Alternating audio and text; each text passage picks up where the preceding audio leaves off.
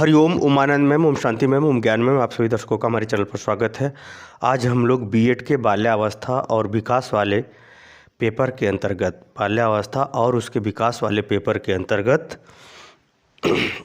हम लोग पढ़ेंगे सामाजिक परिवर्तन की भावनाओं के विकास में शिक्षा के चुनौतियों का समाधान।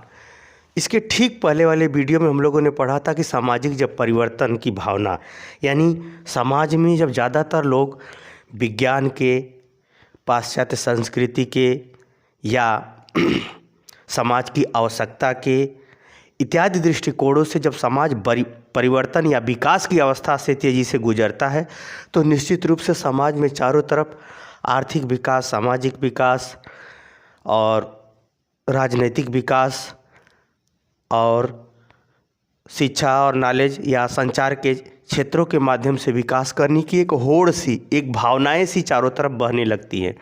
खास तौर से अगर हम बात करें तो भारत का विकास में हर तरफ जो है दृष्टिकोण या क्रियाकलाप गतिविधि बढ़ती जा रही है। ऐसी परिस्थिति में शिक्षा को कौन कौन सी चुनौतियाँ मिलती हैं, यानी शिक्षा के संदर्भ में कौन कौन सी बाधाएँ या समस्याएं देखने को मिलती है। तो हमने बताया था कि पाठ्यक्रम निर्माण की बाधाएं आती हैं, मूल्य के निर्धारण की बाधाएं आती हैं। उसके बाद हमने बताया था आपको कि पाठ्यक्रम उसके बाद परिवर्तन के संदर्भ में क्या शामिल करें, क्या परिवर्तन अगर गलत दिशा में हो रहा है तो उसे कैसे प्रमाणित करें, सही दिशा में किस तरह से परिवर्तन को स्थापित करें मूल्य के संदर्भ में।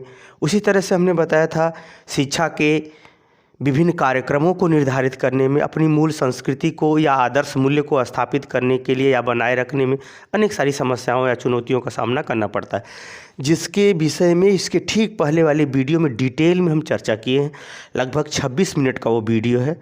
अब एक ही वीडियो में सब चीज़ बताते रहेंगे तो फिर बहुत वीडियो लंबा हो जाएगा, वैसे भी 26 मिनट बहुत होता है। तो इसके बारे में 26 मिनट में पूरी व्याख्या की गई थी, लेकिन इस वीडियो में हम ये पढ़ेंगे कि जो शिक्षा को चुनौतियाँ मिल रही हैं उसका समाधान क्या है, उसको हम किस तरह से दूर कर सकते हैं, उसको हम लोग इस वीडियो में पढ़ने का प्रयास करेंगे। आप थोड़ा सा सावधानी और धैर्य के साथ मेहनत करते हुए पढ़ेंगे तो निश्चित रूप से एक दिन आपकी मेहनत, आपकी सोच, आपके सपनों की बुलंदियों तक पहुंचाएगा।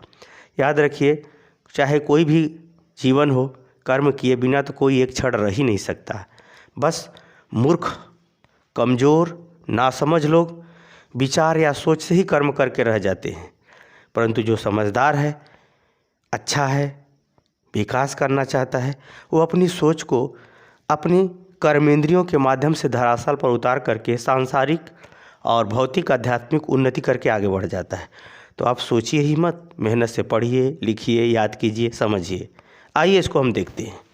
इसका समाधान, इस शिक्षा में जो होने वाली चुनौतियाँ, उसका समाधान क्या है। पहला समाधान है शिक्षा की समानता में सर्वसुलभता।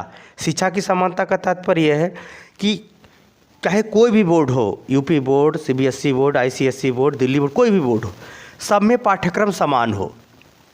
दूसरा, गरीब अमीर, भाषा, जाति, स्त्री पुरुष इत्यादि के आधार पर भेदभाव न हो, उसमें भी क्या हो, समानता हो, और वह शिक्षा क्या हो, सबके लिए सुलभ हो। आप ध्यान रखिएगा, पाठ्यक्रम भी समान होना चाहिए, स्त्री पुरुष, जाति, धर्म, संप्रदाय, स्थान, भाषा, संस्कृति इत्यादि के आधार पर भेदभाव नहीं होना चाहिए। तब क्या होगा कि निश्चित रूप से लोग समान पाठ्यक्रम को पढ़ेंगे, समान जानकारी होगी, समाज को एक समानता के दिशा में ले चलेंगे तो समस्याएं उत्पन्न नहीं होंगी, व्यक्तिगत समस्याएं उत्पन्न नहीं होगी, राष्ट्रीय भी समस्याएं उत्पन्न नहीं होगी। जब भिन्नता होती है तब समस्याएं उत्पन्न होती है। चूँकि यहाँ पर हम सार्वभौमिक दृष्टिकोण से, सामाजिक दृष्टिकोण से बात कर रहे हैं, व्यक्तिगत विभिन्नता के दृष्टिकोण से बात नहीं कर रहे हैं, क्योंकि यहाँ सामाजिक परिवर्तन है, इसका ध्यान रखिएगा। तो जब हम समाज को समान पाठ्यक्रम, समान शिक्षा व्यवस्था और समान जो है शिक्षण गतिविधि देंगे तो निश्चित रूप से समाज में समानता का भाव विकसित होगा। जैसे होता है ना, घर के लोग समान विचारधारा के हैं तो कोई लड़ाई नहीं होगी। जब भिन्न भिन्न विचारधारा के हों, उसमें भी गलत हों, उसमें भी क्या हो, उसको विश्वास न हो कि गलत काम का गलत परिणाम होता है, तब समस्या उत्पन्न होती है। तो समान पाठ्यक्रम हो, स्त्री पुरुष जाति धर्म लिंग, संप्रदाय इत्यादि के आधार पर भेदभाव न हो, अर्थात उनमें भी समानता हो, और सबके लिए, गरीब अमीर सबके लिए सभी विद्यालय में शिक्षा सुलभ हो।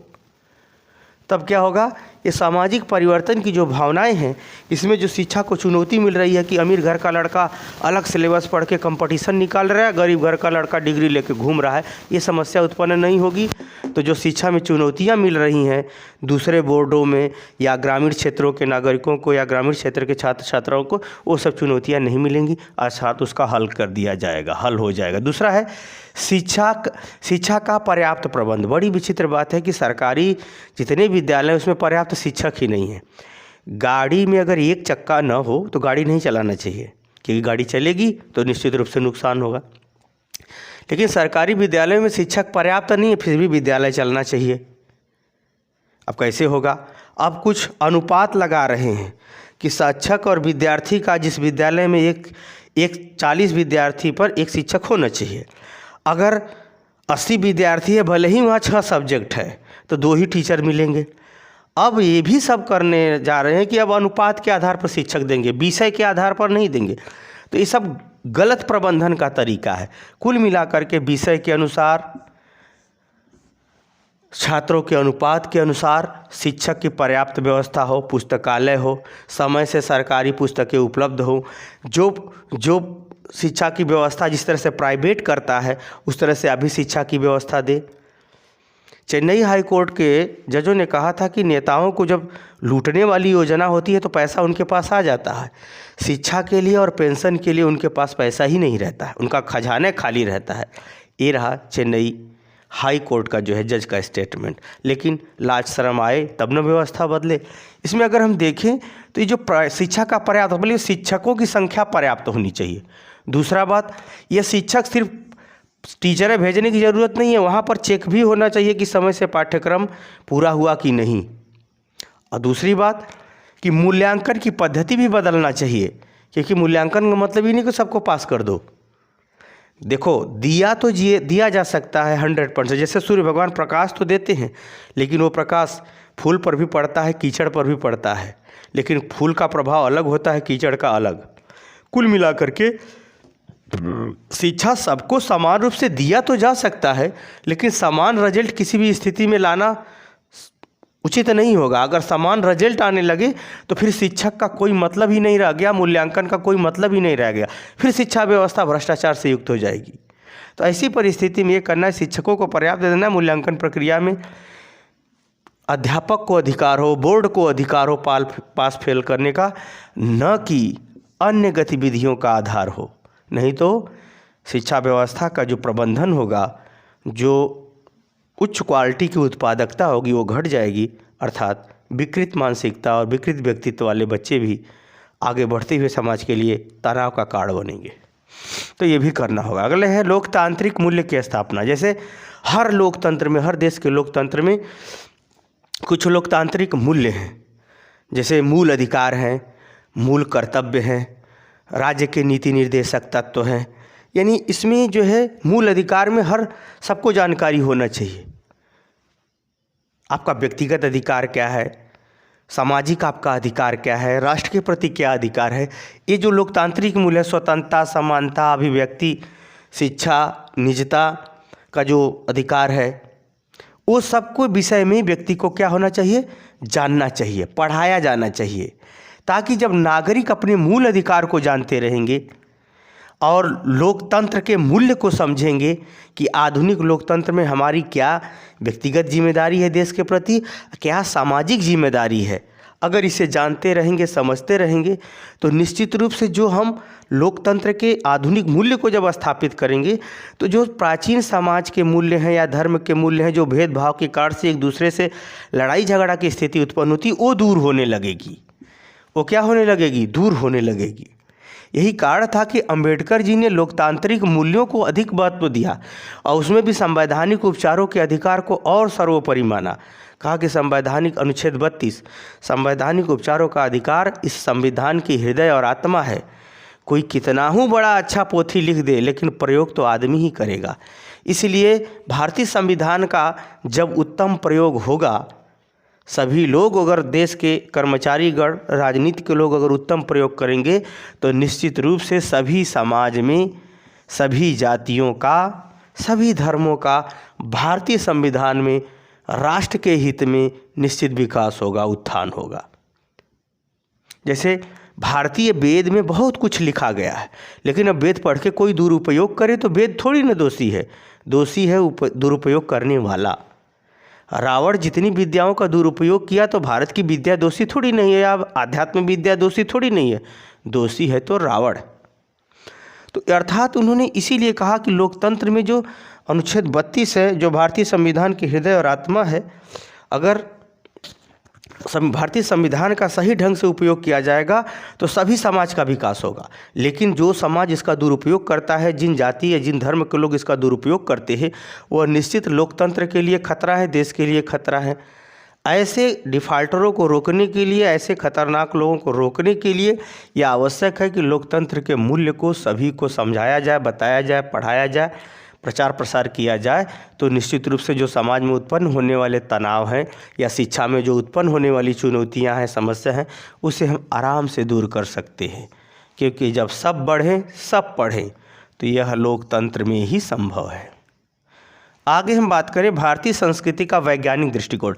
भारतीय संस्कृति पूरा साइंटिफिक है। भारतीय संस्कृति क्या है? पूरा साइंटिफिक। जो मनोविज्ञान पढ़ा होगा इसे आराम से समझ सकता है। जैसे जब लड़के या लड़कियों में सेक्स की भावना उत्पन्न होती है तो लड़कियों में श्रृंगार करना, स्टाइल मारना, लड़कों में लड़कियों को घूर घूर के देखना और लड़कियों की बातें करना, गंदी मैगजीन पत्रिका पढ़ना, वैसा टीवी, मोबाइल इत्यादि में चित्र देखना, ये सब प्रवृत्तियाँ होती है।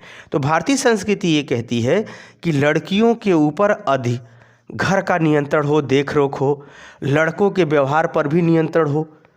अर्थात जो किशोरावस्था है, जो आधी तूफान संघर्ष की अवस्था 12 से लेकर के 18 वर्ष की, उसमें तमाम प्रकार के भारतीय संस्कृति में निर्देश हैं, जिसके लिए ब्रह्मचर्य की स्थापना की बात कही गई है। साथ में वह कार्यकारण संबंधों से नियंत्रित करने की बात कही गई है। उनके देखरेख, उनके सहयोग के साथ एक मित्रवत व्यवहार करते हुए सद्व्यवहारों की तरफ बढ़ने की बात कही गई है। जो मनोविज्ञान पढ़ा होगा वो पूरी तरह से समझ जाएगा। यही कारण है कि जो है भारतीय संस्कृति एक वैज्ञानिक है, जिसमें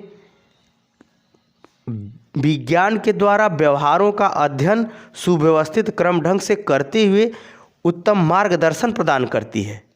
अगर इस दृष्टिकोण से अगर हम अध्ययन करते हैं भारतीय संस्कृति का, तो निश्चित रूप से हमारे सामाजिक तनाव कम होंगे, महिलाओं के प्रति अत्याचार या गतिविधियां घटेंगी। कहने का मतलब है, जैसे भारतीय संस्कृति कहते हैं भारतीय संस्कृति बहुत अच्छी है, लेकिन पालन करते हैं विदेशी संस्कृति। अब अभिनेत्रियां अर्धनग्न उत्तेजक नृत्य करती हैं और उसको दिखा करके पुरुषों से कहेंगी स्त्रियों का सम्मान करो, तो कैसे संभव है? क्योंकि काम का वेग बर्दाश्त करना स्त्री या पुरुष के लिए बहुत कठिन है। ख़ास तौर से फिल्म इंडस्ट्रीज वासनाओं को भड़का करके, राजनीति में वासनाओं को भड़का करके स्त्री सम्मान की बात करते हैं। तो ये जो विदेशी संस्कृति का कल्चर है वो गलत है। भारतीय संस्कृति का कल्चर वासनाओं को नियंत्रित करने की बात करता है। तो एक तरफ तो नीचता को भाषा, नीचता का गीत, नीचता का अंग प्रदर्शन है, दूसरी तरफ सुरक्षा की बात करते हैं। तो ये संभव नहीं है। सब ठठाए फुलाए गाली संभव नहीं है। ये भारतीय पढ़े लिखे मूर्ख या धन पशु चाहे जो समझें, लेकिन हकीकत बात यह है कि गुड़ खाए गुलगुला से परहेज नहीं हो सकता। अब समाज में वेश्याओं का गीत, संगीत, नृत्य, अंग प्रदर्शन जाएगा तो निश्चित रूप से महिलाओं की समस्या उत्पन्न होगी।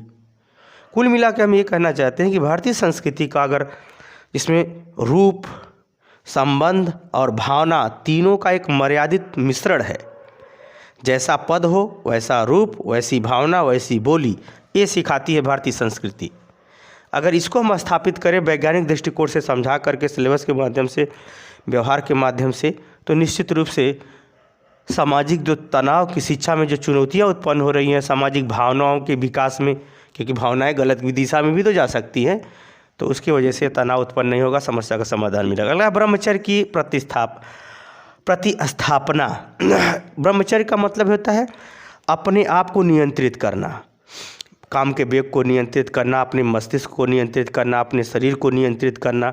ब्रह्मचर्य की स्थापना जो है अपने मन मस्तिष्क को केंद्रित करके शिक्षा के माध्यम से व्यवहार में, भावना में, कर्म में, विचार में, शरीर में पवित्रता के साथ पवित्रता को लाना, पवित्रता के साथ आचरण करना। कुल मिलाकर ब्रह्मचर्य आत्म स्थापना की बात करता है, आत्मनियंत्रण की बात करता है। तो अगर ब्रह्मचर्य में लड़के लड़कियों संबंधित दोनों लोगों को अगर ब्रह्मचर्य की शिक्षा दी जाए, भोग विलास से दूर रहते हुए आत्मनियंत्रण के साथ उत्तम ज्ञान प्राप्त करके उत्तम आचरण, उत्तम भावना, उत्तम विचार, उत्तम कर्म की गतिविधियों की तरफ अगर आगे ले जाना है तो ब्रह्मचर्य की स्थापना करना पड़ेगा। सांसारिक भोग विलास को उनसे हटा करके उनको शिक्षा में लगा करके अच्छे ज्ञान, अच्छे कौशल, कला, भावना, विचार से आगे बढ़ाना होगा।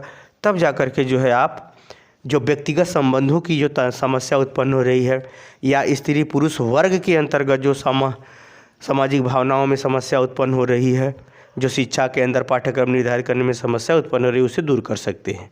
आगे हम बात करें नैतिक शिक्षा। नैतिक शिक्षा का तात्पर्य होता है उत्तम कर्म को या उत्तम व्यवहार को किस क्रमबद्ध ढंग से करें, यानी सुव्यवस्थित क्रम ढंग से नियम या व्यवहार करने का जो आधार बनता है, जो नियम बताया जाता है, उसे हम कहते हैं नैतिक शिक्षा।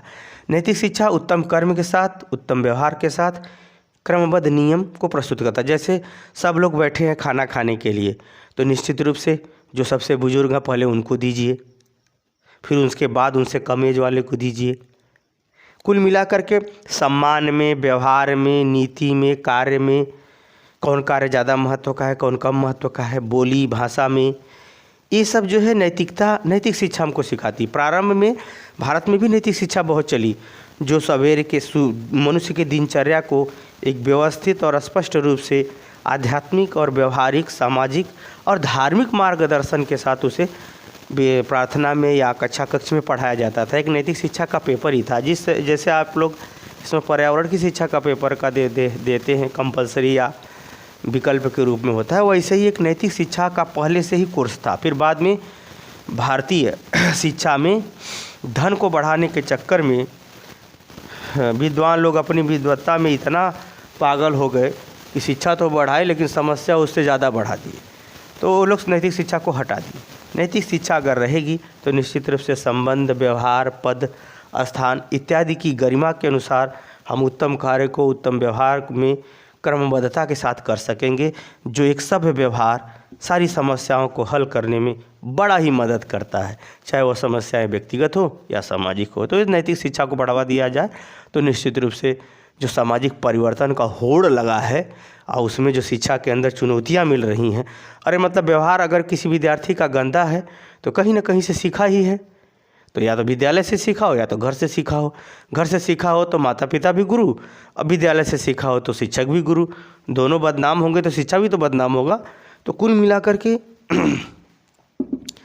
उत्तम कार्य, उत्तम व्यवहार को क्रमबद्ध ढंग से सीखने जानने के लिए नैतिक शिक्षा आवश्यक। अगला है सुख के साधन। जो आदमी कोई भ्रम पैदा है कि पैसा हो जाए तो हम सुखी हो जाए, पैसा हो जाए तो हम राजा हो जाए, ऐसा नहीं है। पैसा एक साधन है, रुपया क्या है, एक साधन है। वास्तव में सुख आपके अंदर से प्रकट होता है। यदि आप प्रसन्न हैं तो आपका मित्र नमक रोटी भी खिलाएगा तो आप उसे खा के बहुत संतुष्ट, बहुत आनंदित, बहुत सुखी हो जाएंगे। ये धन दौलत खूब भरा है, आपको शुगर पकड़ ले, घर में कोई मर जाए या घर में टेंशन हो तो वह पैसा आपको सुख नहीं दे सकता। वास्तव में जो सुख का जो साधन है, वास्तव में धन एक साधन है, सभी साधन नहीं है। आपका जो सुख है तभी आपको प्राप्त हो सकता है जब आप शुद्ध आचरण करें, किसी के संग गलत व्यवहार न करें, अपनी जिम्मेदारी को पूरी ईमानदारी से निभाएं, कर्म करते हुए संतोष करें और सतत स्वाध्याय करते रहें। साथ ही अपने आदर्श मूल्य या ईश्वर पर पूर्ण विश्वास हो, तब आपको सुख मिलेगा। धन एक सुख का साधन है। साधन सुख के अनेक है। जैसे सन्यासी के पास धन नहीं है फिर भी वो सुख ही है, निरोगित है, क्योंकि ईश्वर से आश्रित है, ईश्वर को मानता है, उनके अनुसार चलता है। तो सुख के जो साधन है, धन एक साधन है, सभी साधन नहीं है। और यहाँ पे पाश्चात्य संस्कृति के देख करके सामाजिक परिवर्तन की भावना जिन लोगों में भड़की है, उनको पैसा का रात दिन लूट खसोट मचाए हुए, जिसके लिए नौकरी लगी है वो उसी काम के लिए अलग से पैसा तहसीलता। अगर कोई विरोध किया तो उसी को फंसा करके सभी डिफ़ाल्टर मारना शुरू करते हैं और कोर्ट में ढकेल देंगे तो कोर्ट का बैठा डिफ़ाल्टर जल्दी जमानतें नहीं देगा और उसी में बेचारे की दुर्दशा हो जाती है। इसी को भ्रष्टाचार कहते हैं। तो भ्रष्टाचारी जो मानवता के दुराचारी हैं वे सब पैसे के अलावा सुख की बात समझते ही नहीं।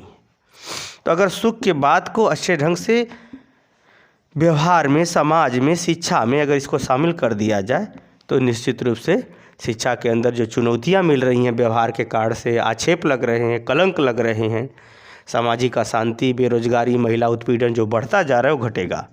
अर्थात समस्या का समाधान की ओर हम लोग गमन करेंगे। अगला है लोक धर्म की स्थापना।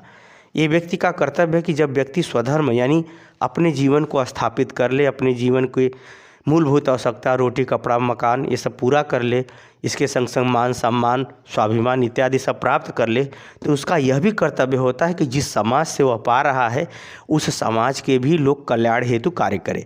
लेकिन भारतीय विद्वान जानवर की तरह सोचते हैं कि हम राजा बन जाएं, हम पैसे वाले हो जाएं, हमारी सारी सुख सुविधा हो जाए, देश जाए भाड़ में। चाहे भ्रष्टाचार से क्यों न पैसा आए, देश जाए भाड़ में। हमारी इज्जत होनी चाहिए, हमने जो कहा वही मानो, हम जो कह रहे हैं वही सत्य है। यानी वर्चस्व की लड़ाई भारतीय विद्वान ज़्यादा लड़ते हैं।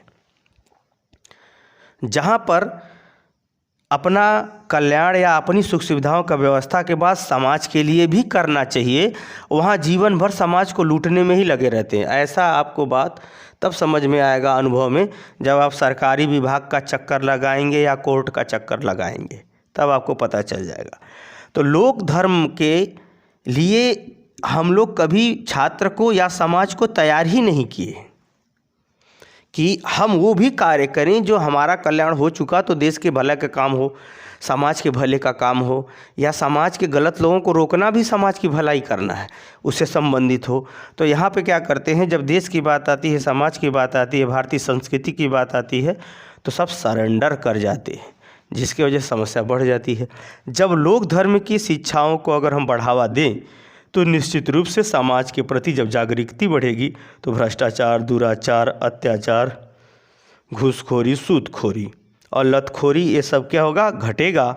और शिक्षित लोगों के, चाहे स्त्री हो चाहे पुरुष हो, चाहे विभिन्न प्रकार के जो आक्षेप, भ्रष्टाचार, दुराचार इत्यादि जो कलंक लग रहे हैं वो सब धुलेंगे, नहीं लगेंगे। अर्थात शिक्षा का समाधान मिलेगा, शिक्षा संबंधी चुनौतियों का समाधान मिलेगा। अगला है स्त्री सुरक्षा एवं सम्मान।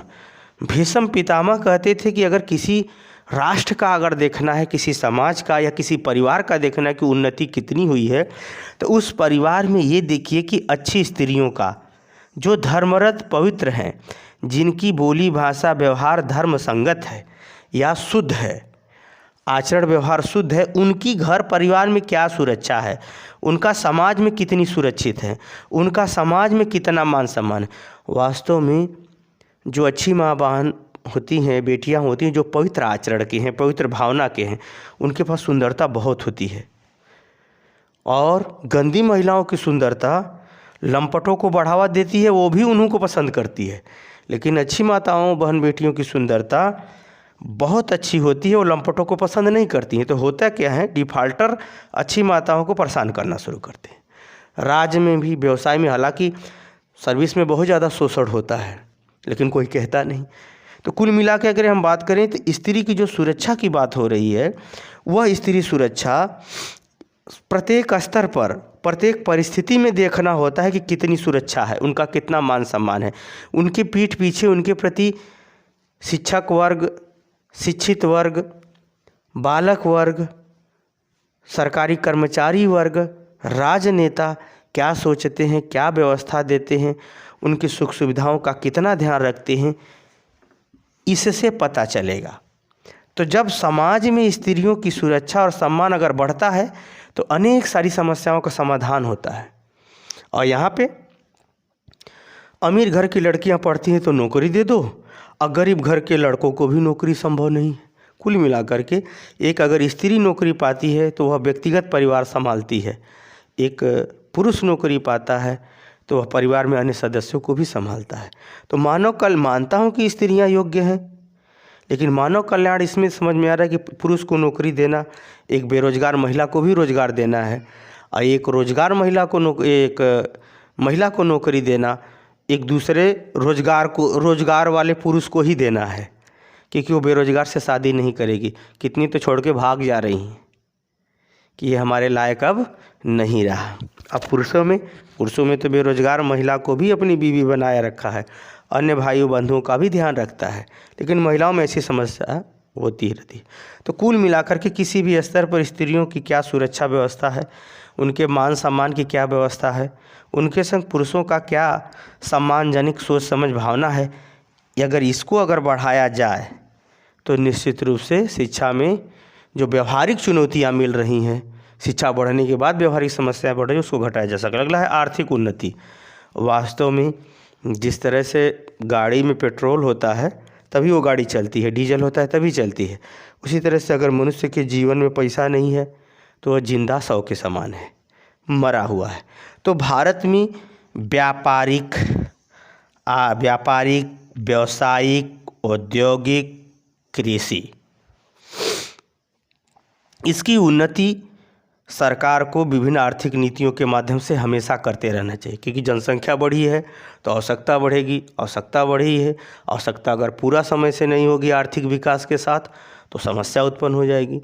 तो आर्थिक उन्नति जनसंख्या के वृद्धि के साथ आवश्यकता और समस्या के साथ होनी चाहिए, तब जा कर के आप शिक्षा की व्यवस्था या समाज को एक आवश्यक या उद्देश्यपूर्ण दिशा में आप गमन करा सकते हैं, ले जा सकते हैं, जो अनेक समस्याओं का समाधान में। अगला है सामाजिक और व्यक्तिगत शीघ्र न्याय, यानी सामाजिक जो मामले हों, चाहे धर्म जाति को लेकर के हो, परंपरा को लेकर के हो, मूल्य मान्यता को लेकर के हो, चाहे सामाजिक विवाद हो, चाहे आपका व्यक्तिगत विवाद हो, इसमें जितना जल्दी से जल्दी न्याय दिला सकते हैं देंगे, उतना ही जल्दी समाज में शांति की व्यवस्था या शिक्षा की चुनौतियाँ दूर की जा सकती है, शांति व्यवस्था को स्थापित किया जा सकता है। क्योंकि वास्तव में जो न्याय है ये बड़ा ही महत्वपूर्ण होता है, लेकिन बड़े दुर्भाग्य की बात है ये सब बात कोर्ट भी जानता है। एक जस्टिस टी.एस. ठाकुर करके थे मुख्य न्यायाधीश, उन्होंने कहा कि न्यायालयों में जजों की संख्या बहुत कम है और केस इतना लाख पड़े हुए हैं, ऐसे जल्दी समाधान के लिए जजों की संख्या बढ़ाना चाहिए, लेकिन राजनीतिक डिफाल्टर नहीं बढ़ाए।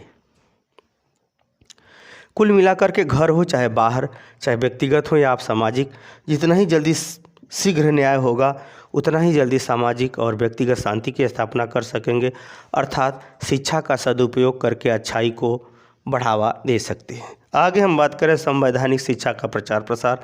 संविधान में जो कुछ भी जन कल्याण हेतु बात बताई गई है उसको भी प्रारंभ से ही पढ़ाया जाना चाहिए। संविधान के बारे में सभी लोग जानें, अपने पावर को व्यक्तिगत रूप से, संस्था के रूप में, अधिकारियों के रूप में, किस कार्य को किस रूप में कौन अधिकारी किस ढंग से करता है, किस कारण से, किसका क्या, कर्मचारी का क्या अधिकार है, कहाँ तक वो क्या कर सकता है, सब सारे बारे में जानकारी व्यवहारिक रूप से मिलना चाहिए हायर स्तर पर।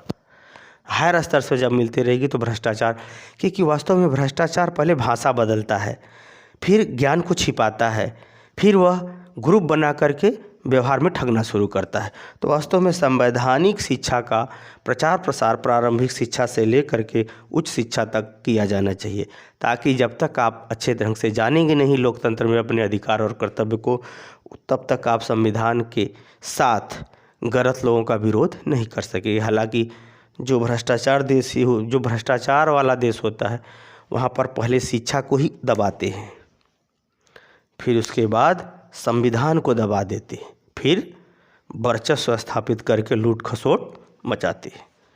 तो हमने बताया कि संविधान जितना ही जनता जानती रहेगी संविधान को, क्योंकि जिस तरह से हमारे शरीर का एक तंत्रिका तंत्र है, हमारे शरीर का भी अपना ताना बाना है, अपना अपना काम करते हैं, शरीर स्वस्थ रहता है। उसी तरह से किसी भी देश को चलाने के लिए संविधान होता है। संविधान के थ्रू जितना ही आप अच्छे से काम करेंगे उतना ही देश तरक्की करेगा। जितना ही संविधान को तोड़ेंगे तो कुछ का लाभ होगा तो कुछ का बहुत हानि हो जाएगा, अर्थात विसंगतियाँ उत्पन्न होगी जो समाज में अशांति का कारण बनेंगी। तो इसीलिए अगर समाज में शांति बनाए रखना चाहते हैं, शिक्षा का भरपूर सबके लिए लाभ प्राप्त करना चाहते हैं, तो संविधान की गरिमा प्रत्येक स्थिति के लिए, प्रत्येक लोगों के बीच के लिए जनता और शासन के बीच हर गतिविधि को जानने के लिए इसका प्रचार प्रसार करना, इसका अध्ययन करना जरूरी है। तो हमने आपसे क्या बताया कि जो शिक्षा को चुनौतियाँ मिल रही हैं, व्यवहारिक ज़्यादा मिल रही हैं और कंपटीशन के भी दृष्टिकोण से मिल रही हैं और महिलाओं के साथ आचरण के भी दृष्टिकोण से शिक्षा को चुनौतियाँ मिल रही हैं। उन चुनौतियों के समाधान के लिए मैंने हर दृष्टिकोण से आपको समझाने का प्रयास किया है। मुझे उम्मीद है कि आप समझ गए होंगे। समझ गए हैं तो कमेंट बॉक्स में जरूर बताइए। साथ ही मेरे चैनल को लाइक शेयर सब्सक्राइब कीजिए। हरिओम।